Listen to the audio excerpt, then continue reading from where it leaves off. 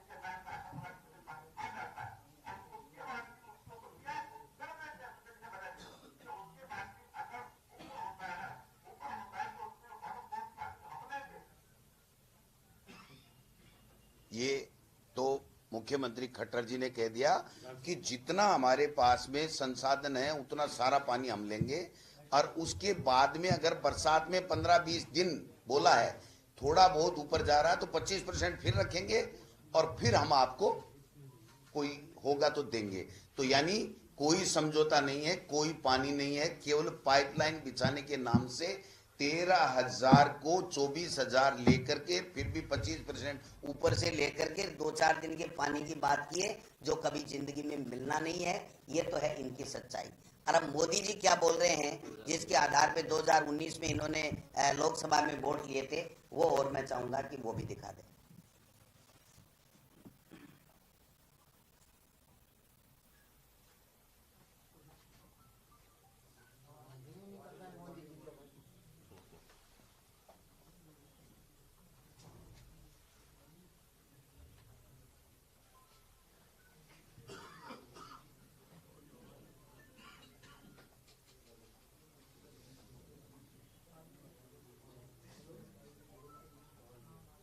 आवाज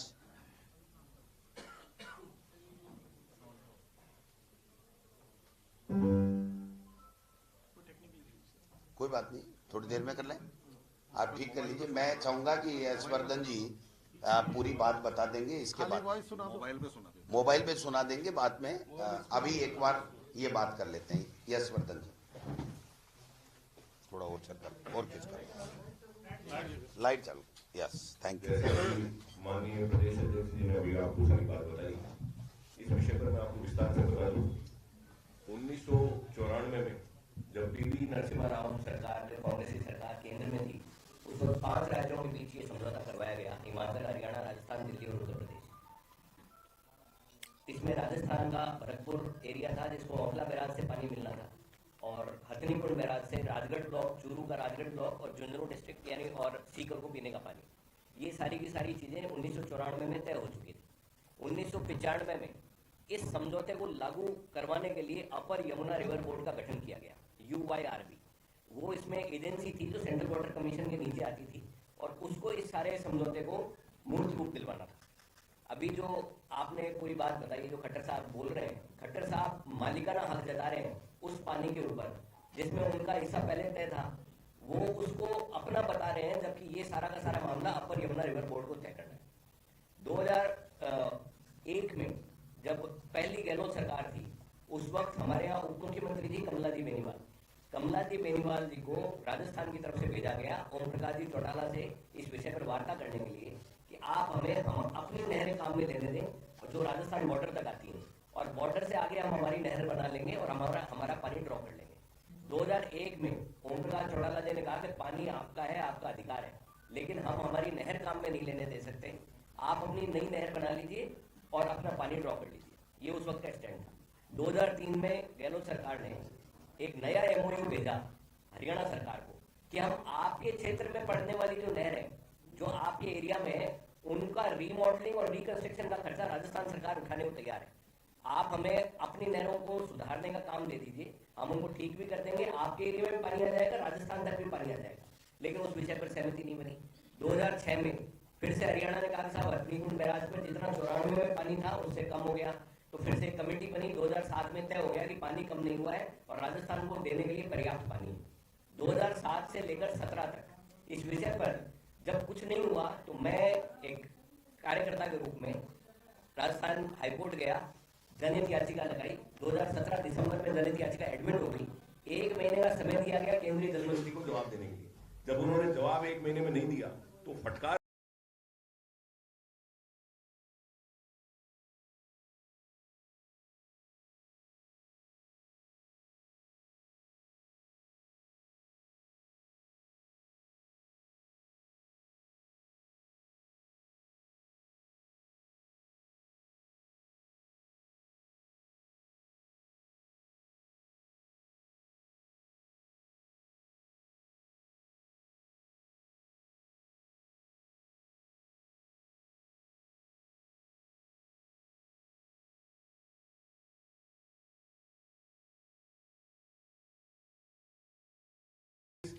पांचों राज्यों में था, इसलिए राजस्थान के साइन होने में जरूरी थे कि रेणुका में बांध बने।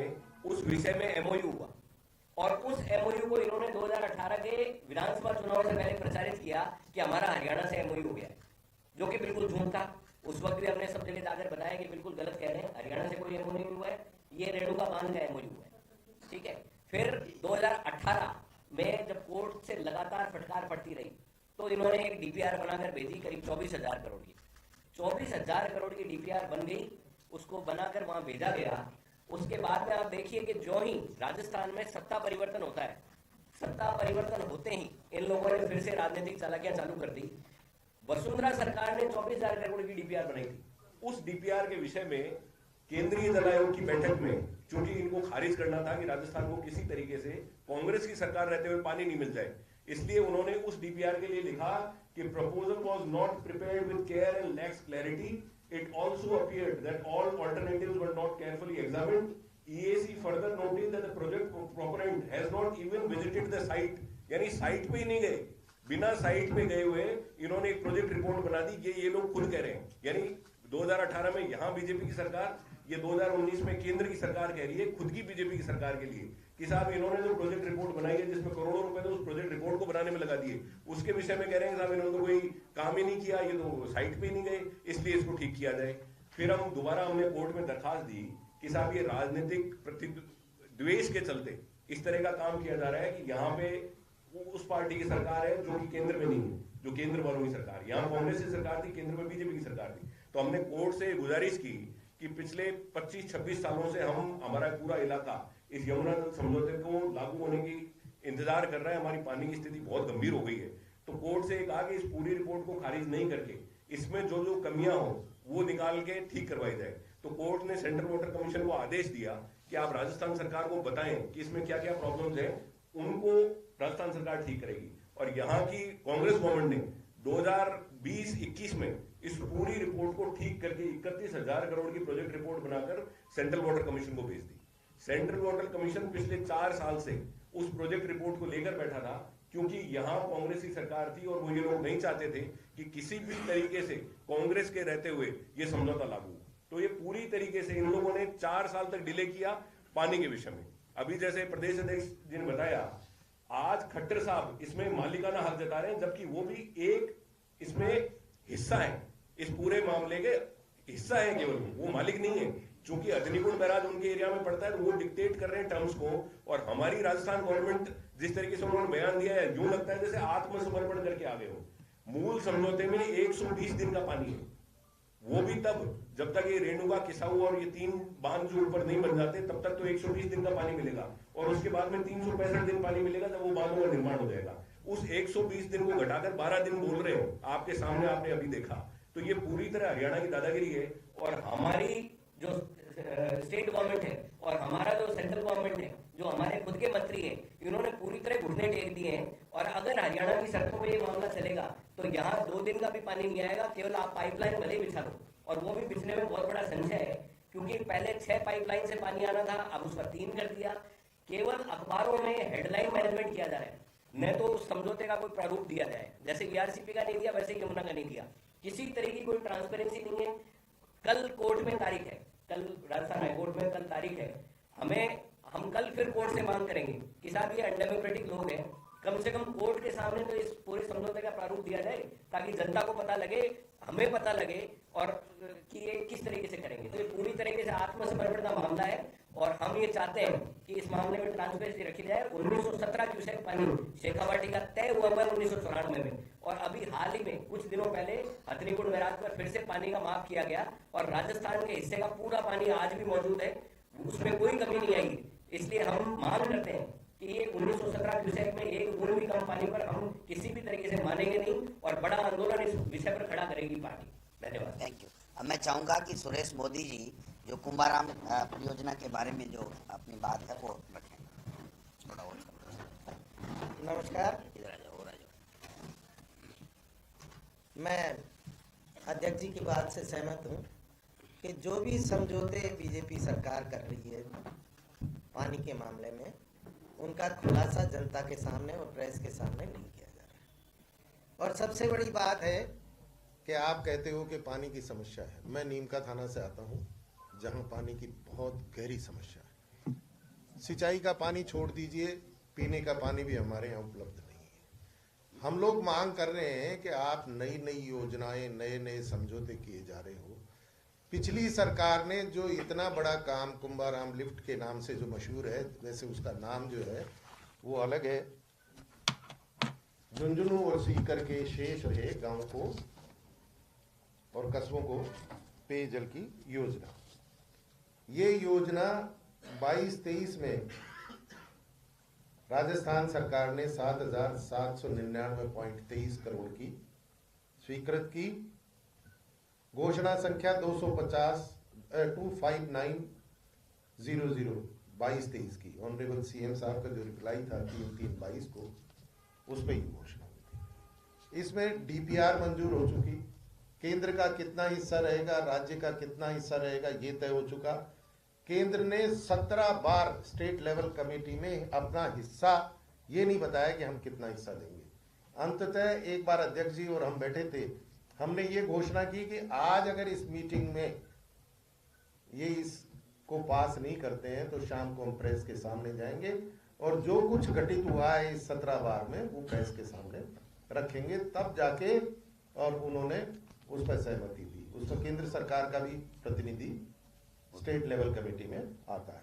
अब देखिए यार, केंद्र ने दिया 2223 करोड़ रुपए और राज्य सरकार ने हाँ की कि हम 5575 करोड़ रुपए, यानी कुल 7800 करोड़ रुपए मान लें, 7799 समथिंग है, तो 7800 करोड़ रुपए में केंद्र केवल 2200 करोड़ रुपया देगा। इसके बावजूद स्टेट गवर्नमेंट ने यहाँ की कि हम इस योजना को लाएंगे और जनता की पानी की पीने की पानी की जो प्यास है उसको बुझाएंगे। अब ये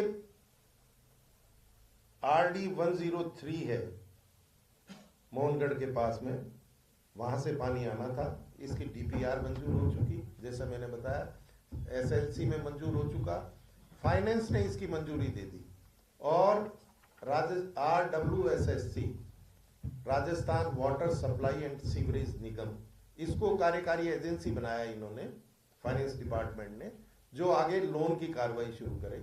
2200 करोड़ रुपया केंद्र से मिलेगा और जो 5500 करोड़ रुपया राज्य सरकार की तरफ से लगना था उसके लिए लोन की कार्रवाई करे, ये निर्देश इस निगम को दिया गया।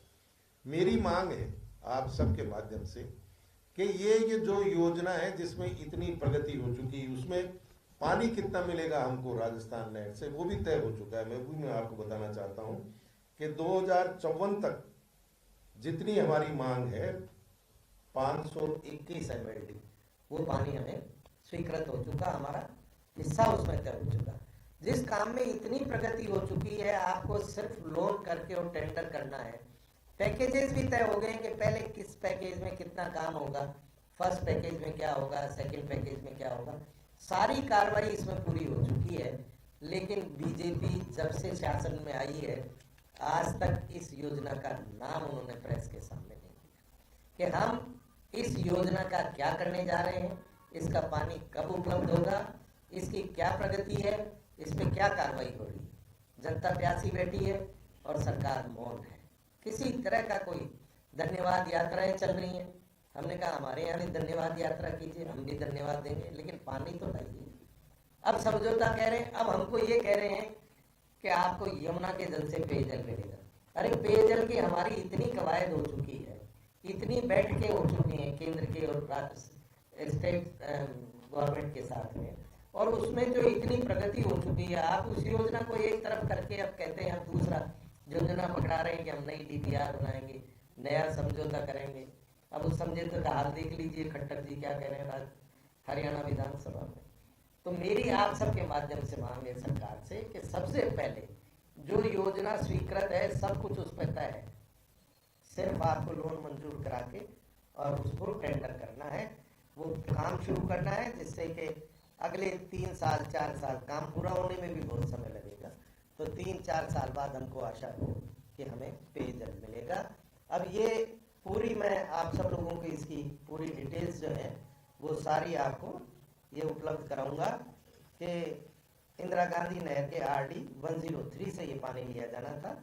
Raw water reservoir, raw water pump house, जल संशोधन संयंत्र के द्वारा जल शुद्ध करके पाइपलाइन के जरिए पंप करके उच्च जलाशयों में भर के और नलों के द्वारा इसको वितरित किया जाना था।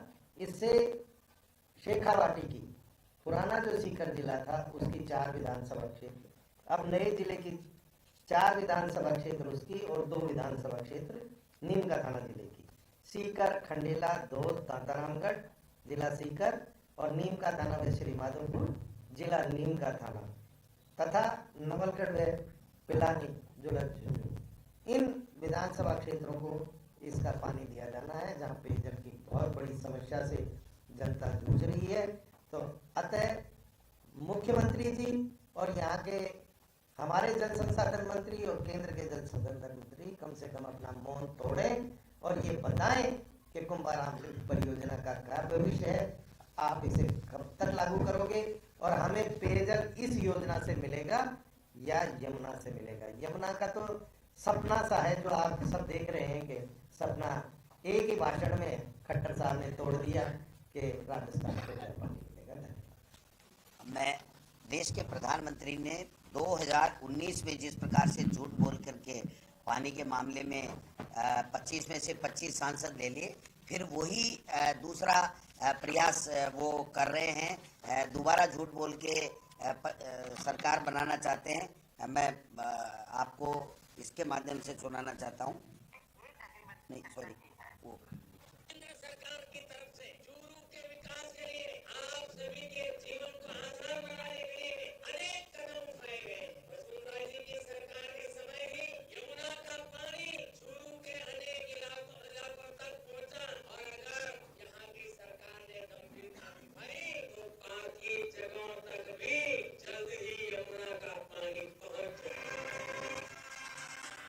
ये मोदी जी की 2019 फरवरी में बात है। तो आप बताइए कि खुद कोर्ट में जाने के बावजूद, कोर्ट के बार बार फटकार के बावजूद वो काम नहीं कर रहे हैं। एक बार जो नया समझौता बता रहे हैं उससे पानी 1% भी नहीं मिलेगा। 2 बार जो हरियाणा तय नहीं कर सकता पानी कितना मिलेगा वो तय करके धमकी दे रहा है कि हम पानी नहीं देंगे विधानसभा में 3 बार। और चौथी बात, जो काम पूरा हो गया केवल टेंडर प्रक्रिया करनी है और कोई मामला नहीं है कि 5,000 करोड़ में जितना लोन लेना है या मान लीजिए राज्य सरकार खुद भी दे दे, तो उस काम को पूरा हो चुका, उसको पानी लाने के लिए करने के बजाय एक नया होर्डिंग का दौर चल गया, भ्रमित करने का दौर चल गया। और पूरे राजस्थान के इलाकों के साथ में ये जो कुठाराघात कर रहे हैं, इधर ये जो 22 जिले बता रहे हैं ना, ये इसी तरीके से बता रहे हैं।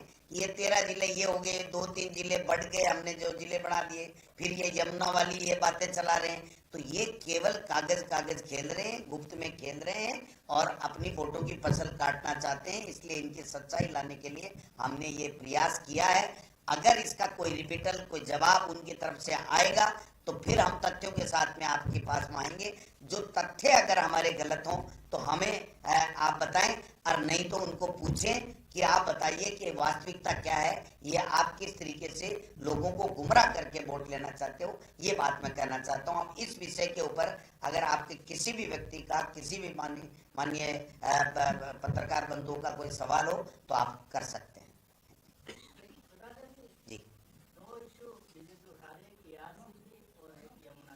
जी जी जी क्या लगता है लोकसभा चुनाव में यहाँ बीजेपी की कमजोर कड़ी है, इसलिए सिर्फ इन दोनों क्षेत्रों पर फोकस किया जा रहा है पानी के मामले से?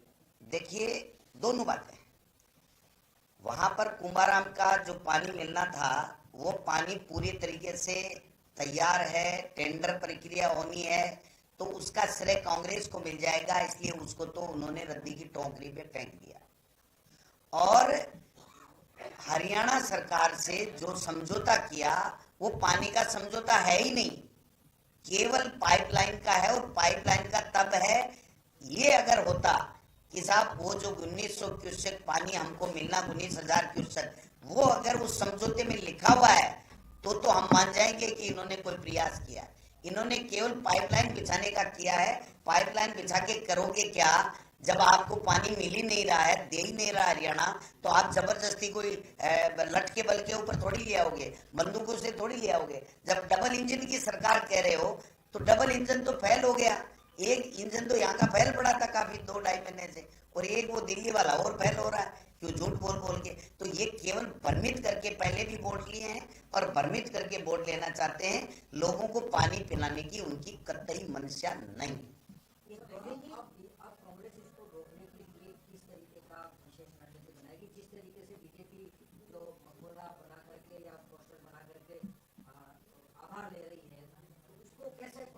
ये शुरुआत हमने आपके माध्यम से की है।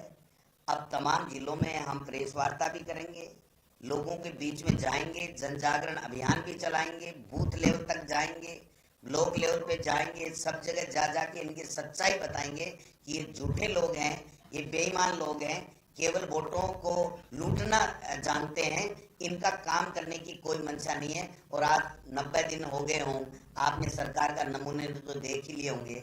जितनी सूची आ रही है उतनी 10 दिन बाद में संशोधन, उन्हीं की संशोधन सूची नावों की भी आ रही है। तो नाम भी सही नहीं लिख सकते हैं, वो क्या प्रदेश को पानी पिलाएंगे, ये मैं कहना चाहता हूँ। 2 तारीख को सीएम शेखावटी आ रहे हैं, सभाएं होंगी, क्या आप लोग विरोध करेंगे, कांग्रेस विरोध करेगी? ऐसा है, देखिए, विरोध का हमारा लोकतांत्रिक अधिकार है, लेकिन विरोध का जो तरीका अपना सकते हैं, जिस तरीके से बात कर सकते हैं, वही करेंगे। हम इन जैसे नहीं हैं कि हमारा मुख्यमंत्री जाए और हम इस तरीके से हो अल्लाह करें, ये हमारा वो नहीं रहता है कांग्रेस का। कांग्रेस अपने तरीके से ये पूछेगी, सवाल पूछेंगे, बार बार पूछेंगे, प्रतिदिन पूछेंगे कि आप किस बात का आभार ले रहे हो, आपने कौन सा तीर मार दिया, ये तो बताओ। आप पानी जो पहले से सैंक्शन है, स्वीकृत है, एफएस है, फाइनेंशियल सैंक्शन है, हिस्सा तय हो गया, पैसा तय हो गया, और सक्षम स्तर पर सारी स्वीकृतियां हो गई, केवल आपको वर्क ऑर्डर करना है, उसको कब कर रहे हो ये बात भी पूछेंगे। और हरियाणा के मुख्यमंत्री ने कहा उसकी सच्चाई क्या है वो बात भी हम पूछेंगे।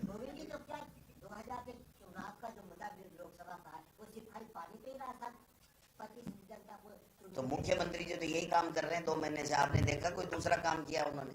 वो तो पहले तो आभार यात्रा 13 जिलों में उधर निकाल रहे थे, अब इधर शेखावाटी की तरफ जा रहे हैं। तो उनके पास मुद्दे नहीं है भाई साहब, हमारे पास तो उन्होंने जो वादे किए थे, चाहे महंगाई को, बेरोजगारी का हो, चाहे किसान की आमदनी का हो, चाहे वो सारे मुद्दे हमारे पास में तो, लेकिन ये मुद्दा भी हमारे लिए जरूरी है।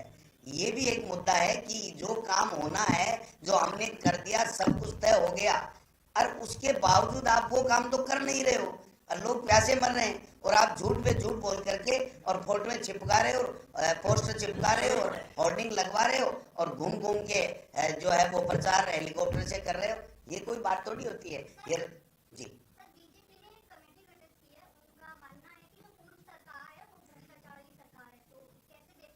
तो मना कौन कर रहा है? नहीं, मना कौन कर रहा था? उनको भ्रष्टाचार की जांच करने के लिए कोई मना किया? किसी ने हाथ पकड़ा जा करके? करे ना। वो तो 2G स्पेक्ट्रम में पता नहीं कोलगेट और क्या क्या लेके आए थे और सरकारें बना ली, और आज तक किसी को किया हो तो बता दो। तो आप राजस्थान में क्यों मानते हो कि हम इतने ताकतवर हैं कि जाके उनकी कलम पकड़ लेंगे? जो उनको जिस मुद्दे के ऊपर जांच करनी हो वो जांच करें, जो दोषी हो उनको सलाखों के पीछे करें। मना कौन कर रहा है? ये तो केवल भाषणबाजी कर रहे हैं बहन जी, भाषण ही भाषण दे रहे हैं। ये भाषण मुख्यमंत्री हैं, भ्रमण, भाषण और भ्रमित और औचक निरीक्षण, ट्रांसफर खेलो, इसके अलावा कुछ किया है क्या? तब बता दो। 90 दिन। एक मिनट आऊंगा। नहीं, मैंने कभी नहीं कहा मेरी फोन टैपिंग हो रही है। मैंने ये कहा था कि कई अधिकारी फोन नहीं उठाते हैं, रात को व्हाट्सएप कॉल आता है कि भाई साहब आप तो समझते हो आपसे बात करने में कितनी वो होती है, इसलिए मैं जब भी समय मिलेगा तो मैं रात को व्हाट्सएप से कर लूंगा। तो मैं समझता हूँ कि कितने भयभीत हैं, ये क्या काम करेंगे इस सरकार में। एक आपका आरोप था कि एजुकेशन डिपार्टमेंट में कोई काम नहीं हो रहा है और लगातार नए आदेश निकल रहे हैं। एक बयान आया मदन दिलावर का, उन्होंने कहा है कि अगर कोई टीचर अगर तंबाकू खाता हुआ पकड़ा गया और वहाँ के लोग अगर उसकी पिटाई भी कर देते हैं तो हमारी जिम्मेदारी नहीं है। ये अच्छी बात की आपने। मैं ये कहना चाहता हूँ, हालांकि इससे विषय से संबंधित नहीं है, लेकिन शिक्षा का है और आपने पूछ लिया। राजस्थान के शिक्षा मंत्री जी शिक्षा बच्चों को अच्छी कैसे मिले इसको छोड़ करके वो सारे बयान दे रहे हैं जो शिक्षा से संबंधित नहीं है। जिसमें आपने जो पूछा वो सवाल भी है, वो बात भी है, क्योंकि इससे शिक्षा का कोई संबंध नहीं है और ये संविधान और कानून के विपरीत बातें हैं। और ऐसी बातें दर्जनों उन्होंने कर दी हैं, पता नहीं अखबार के लिए किस तरीके की क्या क्या बातें कह रहे हैं जिससे बच्चों का क्या संबंध है। आप बताइए, जो पाठ्यक्रम NCERT ने दिया है वो पढ़ाना है, उस पे बात नहीं कर रहे, लेकिन जो शिक्षा से संबंधित नहीं है वो सारी की सारी बातें केवल वोटों में धार्मिक दुर्वीकरण कैसे हो और मुद्दों से ध्यान कैसे हटा करके वोट किए जाए, इस दिशा में ये लोग बात काम कर रहे हैं।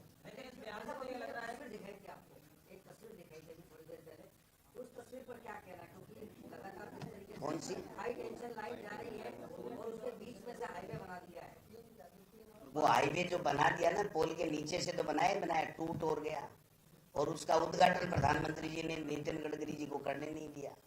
तो ये तो बहुत बातें हैं भैया।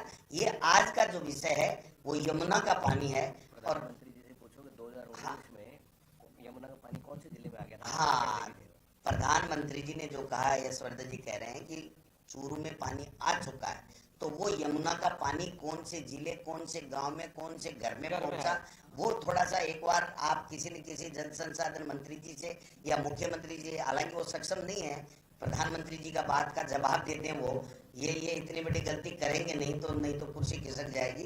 बट फिर भी प्रयास करना चाहिए कि वो बताएं कि आपके प्रधानमंत्री जी कहाँ के लिए कह रहे थे।